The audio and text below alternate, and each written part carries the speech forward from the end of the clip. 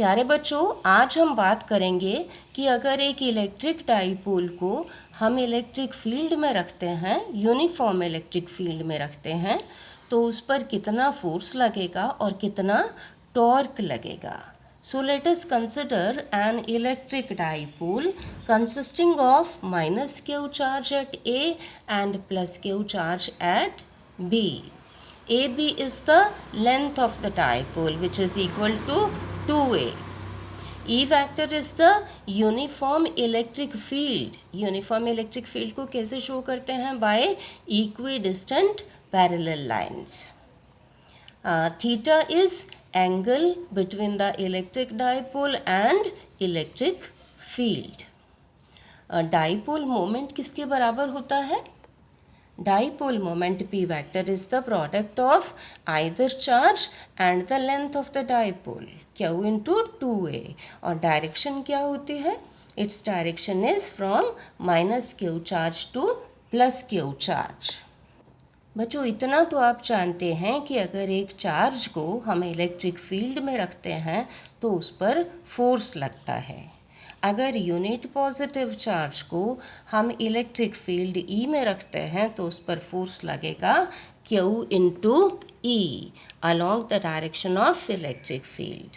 और अगर minus Q units charge को रखेंगे इलेक्ट्रिक फील्ड में तो उस पर फोर्स लगेगा Q into E opposite to electric field.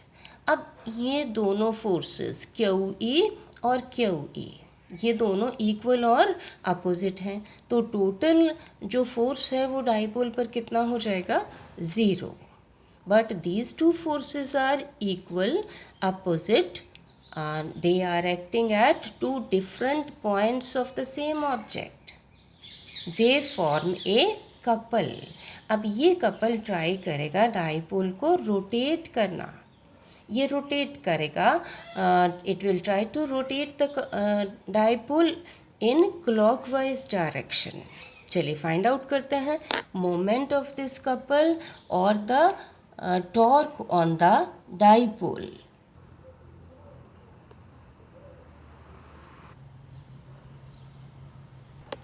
Torque on the dipole is equal to either force into arm of the couple or force into perpendicular distance between the two forces. ये दो forces हैं QE और QE, इनके बीच में perpendicular distance है. This is BC. तो BC हम find out कर लेते हैं इस right triangle से. BC over AB is equal to sin theta. BC के जगह लिख देंगे BC is equal to AB sine theta और AB कितना है? Is equal to 2A. तो हमारे पास टॉर्क आ जाएगा Q into E into BC इन Q into E into 2A sine theta, because AB is equal to 2A. Q into 2A ये होता है डाइपोल मोमेंट P, तो इसकी जगह हम P लिख देंगे Q इंटू 2A की जगह. P into E into sine theta. हमें पता है कि A vector cross B vector किसके बराबर होता है? AB sine theta into n cap. तो यहाँ पर P into E into sine theta की जगह P vector cross E vector. चलिए अब फाइंड आउट करते हैं direction of torque. Direction of torque is given by right hand rule.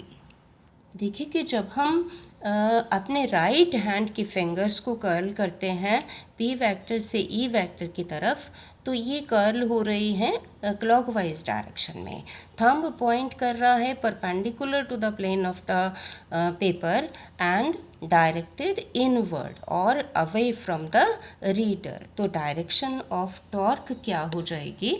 It will be clockwise, जिसको कि हम नेगेटिव डायरेक्शन कहते हैं. या फिर हम कहेंगे if P vector and E vector are in the plane of the paper, then torque vector is perpendicular to the plane of the paper directed inward or directed away from the reader.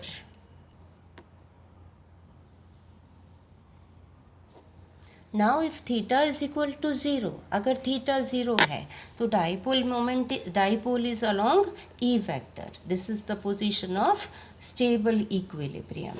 अगर theta 180 है उस case में भी torque जो है वो zero हो जाएगा। लेकिन dipole is opposite to E vector, this is the position of unstable equilibrium.